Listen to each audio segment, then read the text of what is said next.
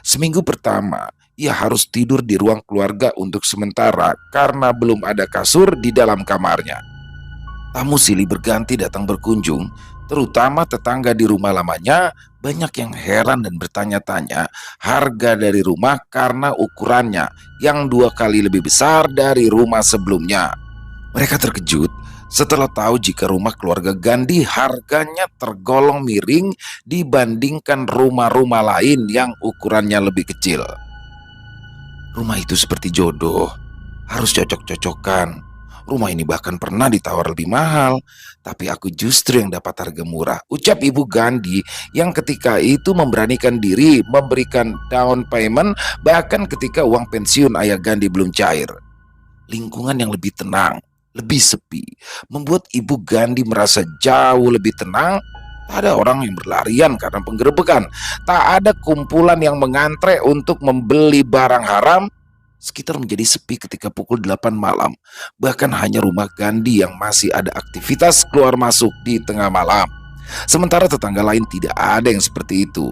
Namun, bagaimanapun nyamannya sebuah rumah tentunya harus ada penyesuaian, baik keluarga yang baru saja menghuni maupun para penghuni lama yang sudah lebih dulu bersemayam. Dari sini, semua kisah bermula. "Kok sakit ya?" ucap Ibu Gandhi sambil memegangi perutnya. Tubuhnya bergetar, kakinya mulai nyeri. "Ibu, ibu kenapa?" tanya Gandhi yang baru kali ini melihat ibunya seperti itu. Gandhi memang jarang di rumah sejak SMA, waktunya banyak ia habiskan dari studio ke studio untuk ngeband. Sejak itu pula, ia tak terlalu dekat dengan kedua orang tuanya karena pulang pun hanya sebentar, hanya sekedar untuk mandi, makan, dan meminta uang. Namun, keadaan berubah ketika umurnya sudah melewati seperempat abad. Ia lebih sering berada di rumah selepas kerja, keluar rumah hanya ketika ada jadwal latihan dan juga manggung. "Oh, ya udah, Gandhi bawa ke rumah sakit aja ya," ucapnya kemudian lalu mengambil ponsel untuk memesan taksi online. 15 menit kemudian, sebuah mobil berhenti di depan rumah. Gandhi dan ibunya segera berangkat menuju rumah sakit terdekat untuk mendapatkan perawatan.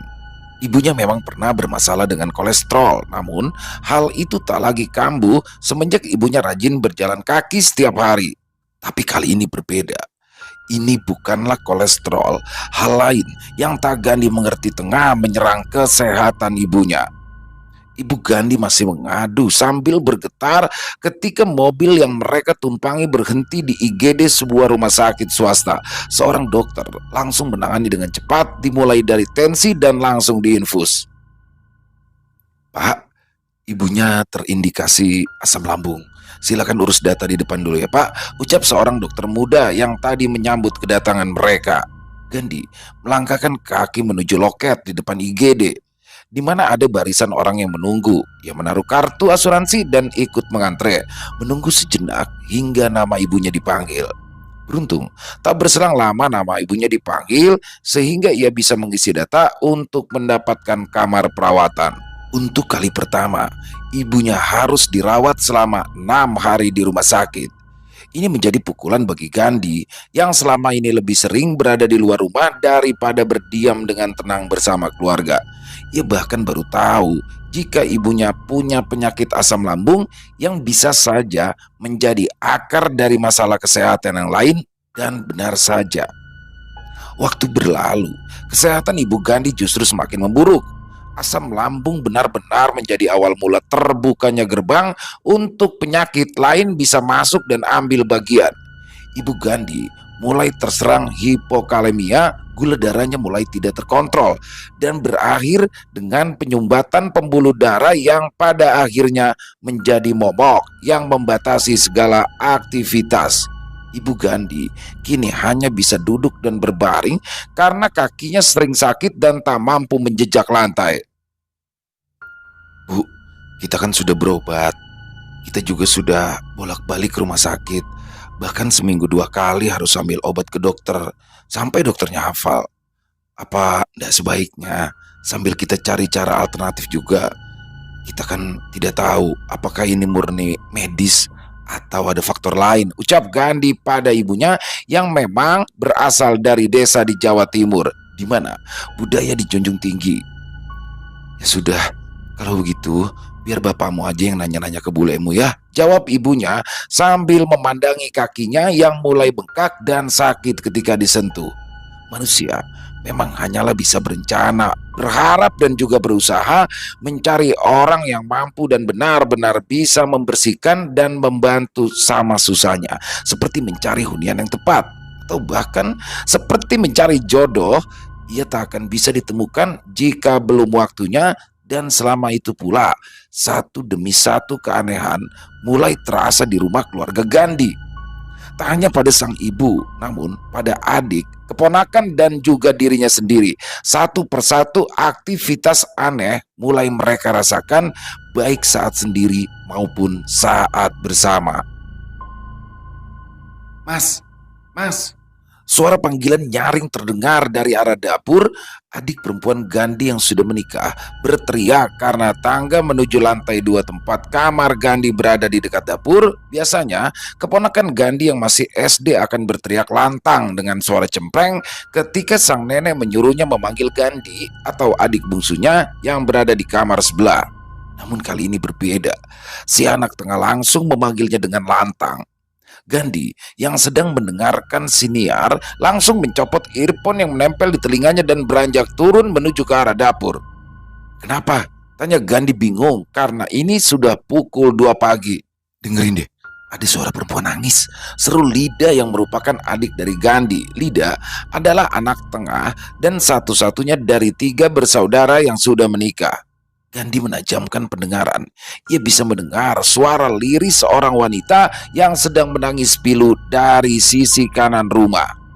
Ia tidak mendengar ketika berada di lantai 2 karena kamarnya berada di sisi kiri rumah. Memang, belakangan ia sering mendapatkan laporan kalau sang ibu dan adiknya sering kali mendengar suara tangisan wanita di setiap dini hari. Sudah seminggu terakhir. Namun karena ia jarang turun dan selalu beraktivitas di dalam kamarnya yang terletak di lantai 2, ia tak pernah mendengar secara langsung. Dan malam ini, ia benar-benar mendengar dengan telinganya sendiri. Gandhi bergegas melangkahkan kaki dan menyambar kunci yang tergantung di sisi lemari. Ia membuka pintu dan membuka gembok pagar yang ukurannya lumayan besar. Dari balik tembok, ia bisa mendengar suara. Tak mungkin binatang, tak mungkin tetangga, tak mungkin ada binatang ataupun manusia yang berada di bawah rumah panggung yang berjarak 1 meter di atas tanah dengan genangan air yang dalam di bawahnya. Ditambah, ini sudah dini hari. Sudah tentu seseorang akan merasa tersiksa jika terendam di kondisi seperti ini. Benar, suara lirih wanita yang menangis terdengar dari sisi kanan rumahnya. Kalaupun itu bukan manusia, tapi ini terlalu nyata. Kalaupun ini binatang, lantas binatang apa yang bersuara seperti wanita yang sedang terseduh-seduh menangis pilu? Gandhi membungkukkan tubuhnya, mengambil kerikil yang berserakan di jalan depan rumahnya. Kemudian dengan kuat ia lemparkan kerikil di genggamannya ke arah sumber suara itu.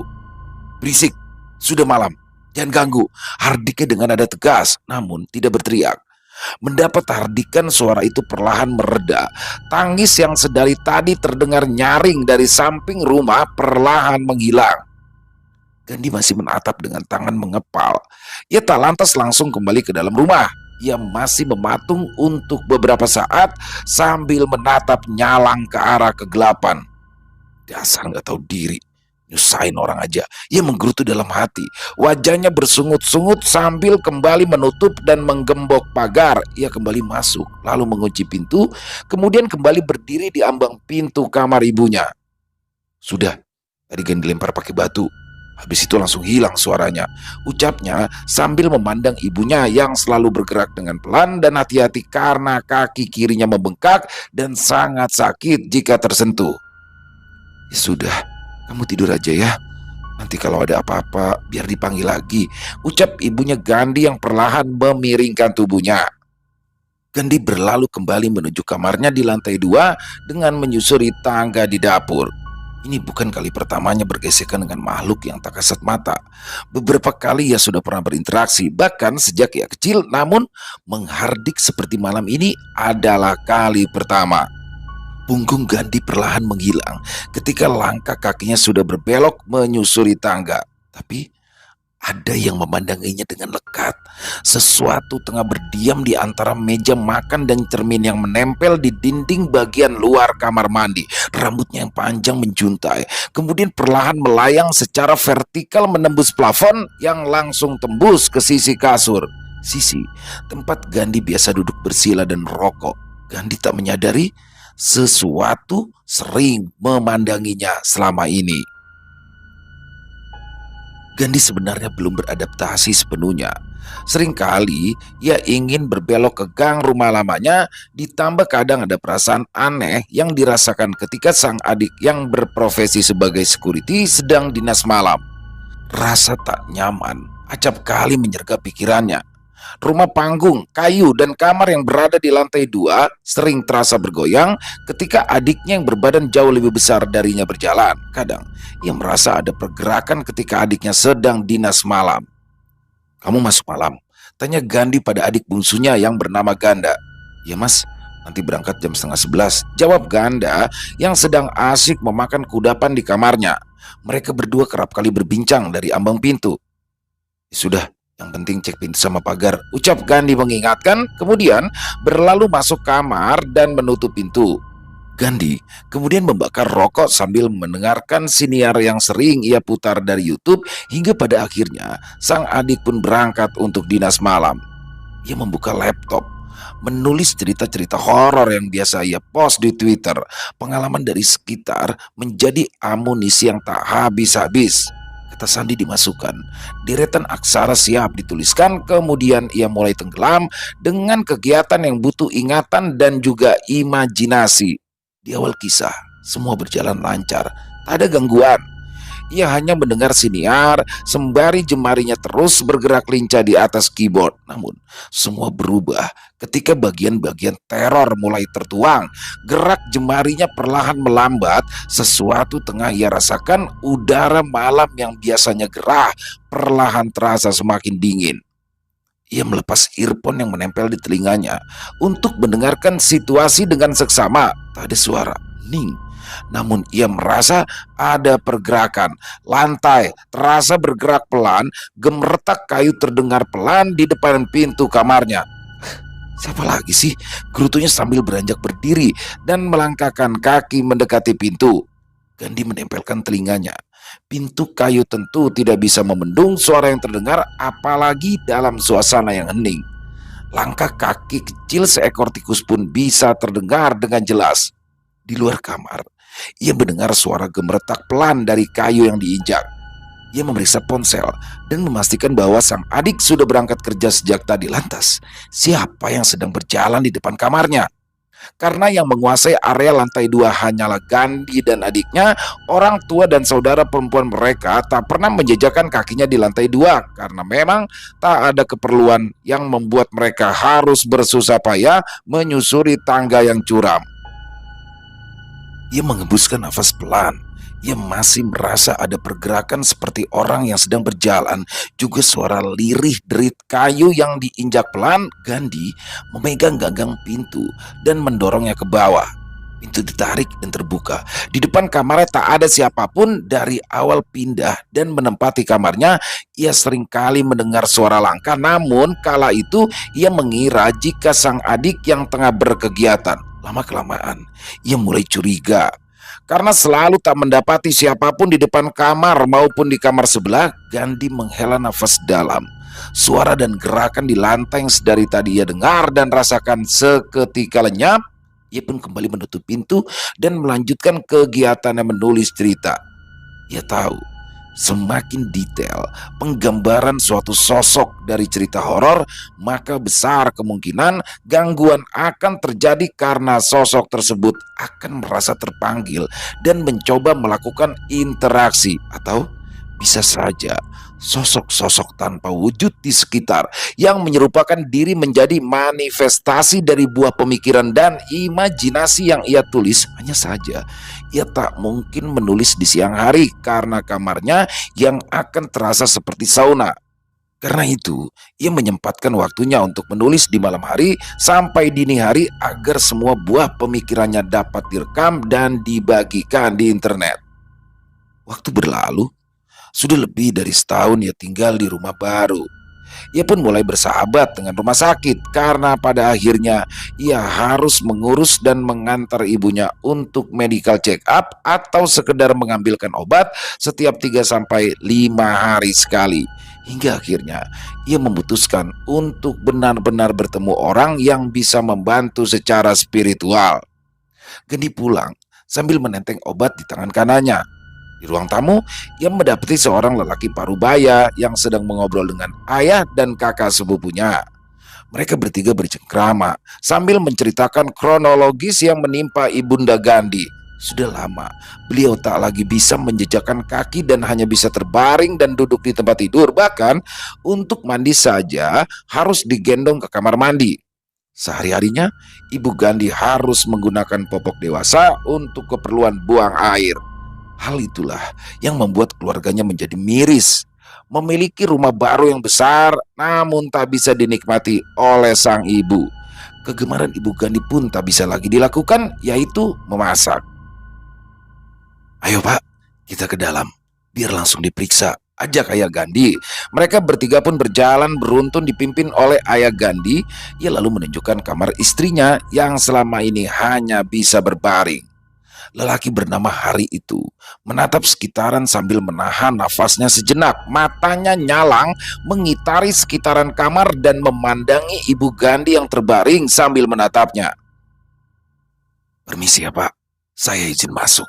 Ayah Gandhi mengangguk memberikan izin.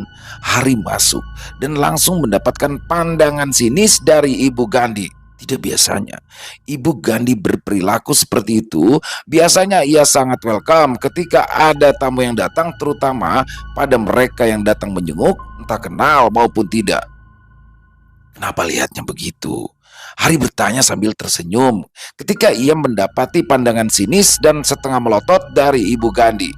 Ia tak merasa aneh karena mata ketiganya justru sudah menangkap sesuatu. Semenjak ia memasuki kamar, ia bahkan juga melihat ada sesuatu yang aneh di tubuh Ibu Gandhi yang sedari tadi melotot padanya. Hari memejamkan matanya sejenak sembari menarik nafas dalam dan mengembuskannya dengan kasar. Seketika hawa di dalam kamar meningkat. Suhu yang tadinya cukup sejuk mendadak menjadi gerah. Hari melihat banyak hal yang tengah melayang di langit-langit kamar. Mereka bereaksi karena ada manusia yang entah siapa tengah mencoba berinteraksi dengan mereka. "Mas, tolong bikinkan kopi 2 cangkir, satu manis satu pahit," ucapnya pada Gandhi yang sedari tadi memperhatikannya dari ambang pintu. Gandhi lantas berjalan menuju kompor dan memasak air. Ia menunggu sejenak agar air itu mendidih dan cocok untuk menyeduh kopi yang diminta. Sembari ia menunggu dengung teko air panas tempat ia memasak air, Gandhi memperhatikan segala gerakan dan gestur yang dilakukan oleh Hari. Sesekali tangannya bergerak ke atas, lalu ia turunkan sambil mengepal. Jemarinya bergerak pelan, seolah tengah meremas dan memilin sesuatu yang ia tangkap dari udara. Dengung siul panjang nyaring terdengar dari ujung teko air.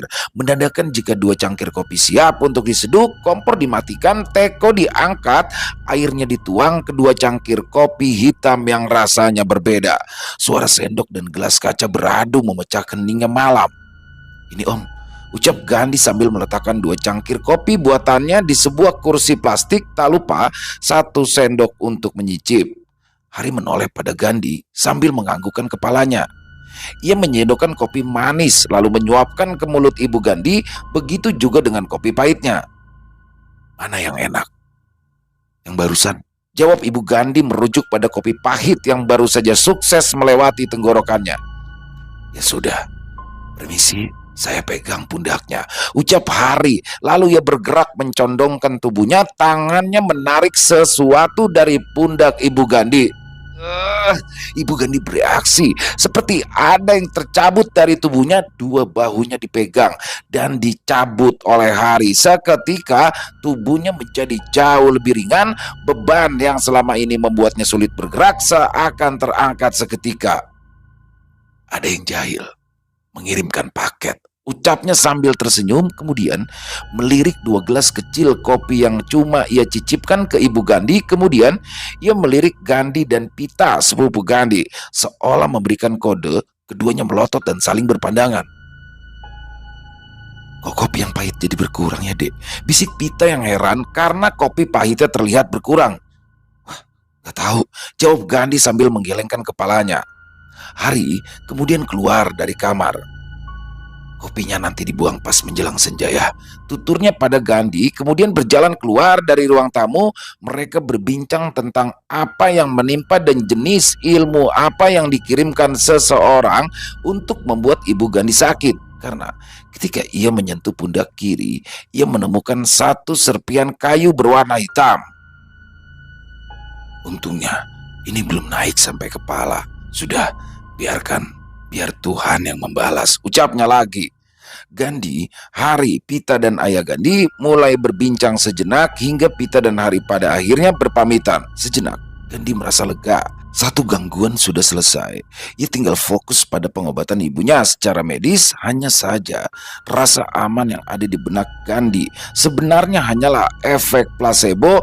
Gangguan dan kerikil dalam hidup mereka memang berkurang, namun masalah mereka belum sepenuhnya selesai. 2 tahun berlalu, bahkan ini sudah hampir 3 tahun lamanya. Ibu Gandhi masih saja belum sembuh total dari penyakitnya. Ada perkembangan, namun tetap harus melakukan fisioterapi dan medikasi rutin, terutama sebelum dan sesudah makan, karena gula darah Ibunda Gandhi masih harus terus dikontrol dengan ketat. Ia pun masih terus menulis cerita horor dari pengalaman dan hasil cerita dari orang-orang di sekitarannya. Sensasi yang ia rasakan ketika menulis saat malam masih saja sama. Ada suara, ada gerakan, ada perasaan berat di punggungnya, terutama ketika ia menulis melewati tengah malam. Di satu sisi, Gandhi tak mau terus terintimidasi dengan keadaan yang menurutnya hanyalah sugesti dan tidak nyata. Ia harus terus menulis apa yang ada dalam pikirannya. Rokok dinyalakan, asap berembus dari mulutnya. Secangkir kopi yang mulai dingin disesap pelan sembari merenungi beberapa premis cerita yang sempat ia kurasi dan dituliskan sekilas di ponsel. Sembari memakai earphone di telinga, ia pun mulai tenggelam dalam baris-baris kalimat sederhana agar bisa memilah mana yang paling mudah untuk dieksekusi terlebih dahulu. Sementara Gandhi tengah sibuk dengan aktivitas dan pikirannya, sesuatu tengah mengawasinya dari langit-langit kamar tepat di atas kepala Gandhi. Rambut yang panjang, wajah yang keriput dan tua menatap kosong sembari memperhatikan. Ialah teman sekamar yang selama ini menghuni dan sering mengunjungi Gandhi ketika ia tidur. Giginya bergemeretak, taring tajam mulai keluar dari celah bibirnya yang hitam. Mata yang seluruhnya hitam berubah seketika. Iris yang besar bergerak menyempit membentuk oval dengan arah vertikal. Sosok itu kerap mengunjungi Gandhi menjelang sepertiga malam, terutama ketika Gandhi sudah mulai merebahkan diri dan mematikan api rokoknya. Pemuda itu sudah mulai mengantuk, matanya sudah memberat, gemeretak gigi mulai berganti senyum, rambutnya yang menjuntai panjang menyentuh pucuk kepala Gandhi. Hanya saja, pemuda itu tak merasakan sesuatu karena kantuk yang mulai menyerang kesadarannya. Teman sekamarnya itu tersenyum. Ia tak sabar untuk bisa mengusap tubuh Gandhi yang hingga saat ini tak menyadari kehadirannya, bahkan setelah hampir 3 tahun lamanya. Aktivitasnya selama ini memang sempat mendapat perhatian dari Gandhi. Ia bahkan membuat rumah ini menjadi lebih ramai sesekali. Ia berkunjung ke kamar Ibu Gandhi untuk sekedar memijat-mijat kakinya yang sakit. Lampu dimatikan, digantikan satu lampu akuarium yang sengaja ia selipkan di balik kasur pegas agar cahayanya menjadi temaram. Dari plafon, teman sekamar Gandhi itu mulai turun. Kepalanya berada di bawah, rambut panjang hitam menjuntai, tak ada tangan, tak ada kaki. Teman sekamar Gandhi itu memiliki tubuh panjang, berwarna hitam dengan aksen kuning melingkar di sekujur tubuh. Ia meliuk sambil ikut rebah perlahan di samping Gandhi, sembari sesekali menjulurkan lidahnya yang bercabang menjilati wajah Gandhi yang tengah mencoba terlelap. Ia terus melakukan hal yang sama. Setiap hari, sepanjang tahun, ia sangat ingin melakukan hal lebih. Kalau ia mendapatkan perhatian, mungkin saja ia bisa memberikan bekas atau mungkin mendapatkan benih dari Gandhi yang tak sadar akan kehadirannya. Aduh sakit, Ibu Gandhi mengadu sembari menunjuk kaki kirinya yang setahun lalu sempat bengkak dan mengeluarkan cairan serupa tumbukan kacang merah. Cairan berbau anyir dan membuat tak nyaman yang merupakan campuran antara darah dan juga nanah. Kaki itu tak lagi bengkak dan kaku, namun masih saja sering sakit di waktu-waktu yang tak pasti, terutama ketika malam hari. Gandhi pun segera menyeduh air panas dalam sebuah baskom plastik yang sudah dicampurkan dengan air dingin. Kompres air hangat diharapkan dapat membuat rasa sakit itu mereda. Hanya saja Gandhi dan ibunya tidak tahu bahwasanya kaki itu tengah dililit oleh sesuatu. Lilitan serupa pijatan yang justru bukan membuat nyaman tapi semakin sakit dan membuat Ibu Gandhi semakin tak mampu kembali berdiri dan berjalan. Hari demi hari, rasa sakit itu terus saja menghantui Ibu Gandhi ketika malam. Pun dengan Gandhi sendiri, ia semakin sering mendengar suara langkah dan getaran yang sering terasa ketika adiknya berjalan, juga sentuhan aneh ketika ia tertidur. Seringkali kaki dan tangannya merasa kejang dan bergerak dengan sendirinya, seolah ada sesuatu yang membuat syarafnya berkontraksi tanpa ia minta. Gandhi menyeka kaki ibunya dengan perlahan. Ia mengusap pelan sembari sesekali mencelupkan handuk kecil ke dalam baskom berisikan air hangat. Sang ibu terus-menerus merapal doa karena ia tak tahan dengan rasa sakit yang sering kali datang secara tiba-tiba. Sejenak, pijatan yang menyakitkan itu mereda, namun sebenarnya makhluk yang lebih dulu berada di rumah mereka itu tengah berdiam. Kembali ke pohon, tempat ia bersemayam dan merayap secara vertikal, menembus langit-langit tepat di depan cermin yang tergantung di dinding luar kamar mandi. Tak lain dan tak bukan, tujuannya adalah kamar Gandhi yang tengah kosong karena sang pemilik sedang mengurus ibunya. Semalam, ibu mimpi ada ular yang melingkar melilit di kaki, tapi rambutnya panjang, mukanya seperti nenek-nenek. Anehnya itu tidak ada badannya, cuma kepalanya saja yang seperti manusia. Kisah Ibu Gandhi yang memang pernah memiliki sensitivitas pada hal yang tak kasat, terutama firasat. Tidak usah difikirkan, Bu. Itu mungkin cuma mimpi, jawab Gandhi singkat untuk menenangkan sang ibu. Gandhi faham hal yang paling penting saat ini adalah menenangkan sang ibu dan memastikan medikasi yang mereka lakukan terus berjalan tanpa hambatan sedikit pun. Mimpi yang disampaikan oleh ibunya seperti sebuah pencerahan baginya. Cerita barusan seperti kepingan fragmen yang selama ini menjadi pertanyaan di alam bawah sadarnya. Gandhi memang sering bersinggungan dengan yang tak kasat, namun ia tak sesensitif itu. Kali ini ia butuh seseorang yang benar-benar mengerti. Assalamualaikum. Suara lantang dari pintu depan terdengar hingga ruang tengah tempat ayah Gandhi tidur dan menonton televisi. Mereka adalah adik dari Ibu Gandhi dan suaminya.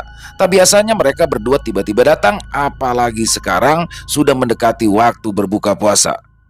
Bud, ayo masuk, sambut ayah Gandhi sambil kembali menutup pintu setelah adik iparnya itu masuk rumah.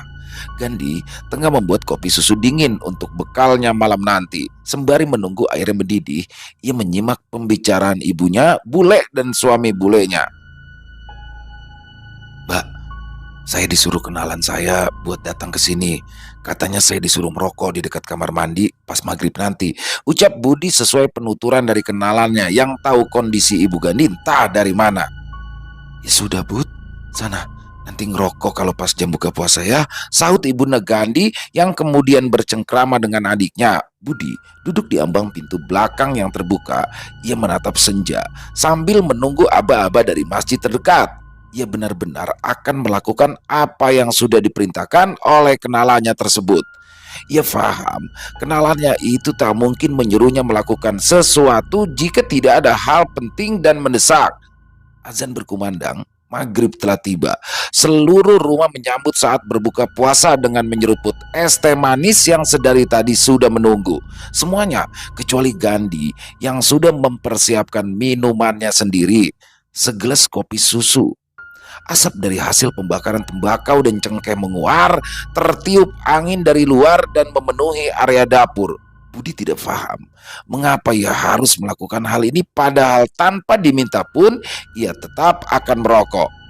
Ia tak bertanya mengapa karena semua pasti ada alasannya.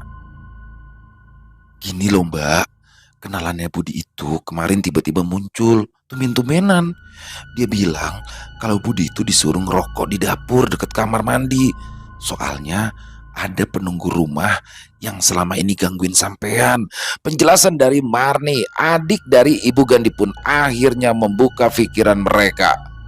Firasat Ibu Gandhi yang didapat dari mimpi ternyata bukanlah hal yang tanpa arti. Ia sangat yakin setiap mimpi aneh yang ia alami tentu punya arti yang tersembunyi. Pun dengan Gandhi, ia akhirnya paham mengapa kaki ibunya selalu terasa sakit di kala malam di saat-saat yang tak bisa ia prediksi. Ternyata faktor rasa sakit itu tak hanya karena medis, namun dari gangguan yang tak kasat mata.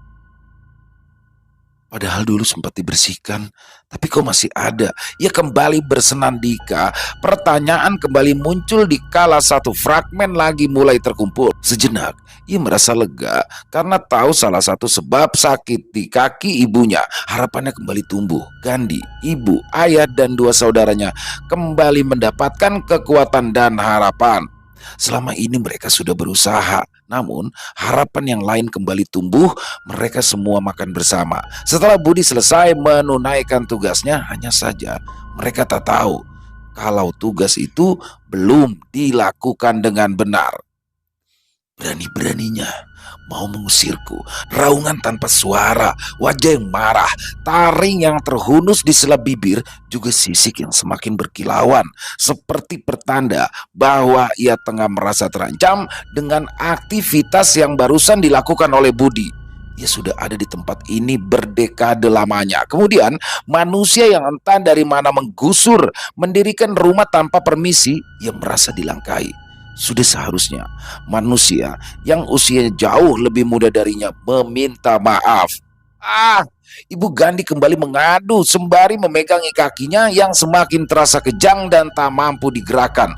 Lebih setahun kaki itu mati rasa dan kini semuanya seperti dibalik. Ia justru merasa sakit yang luar biasa.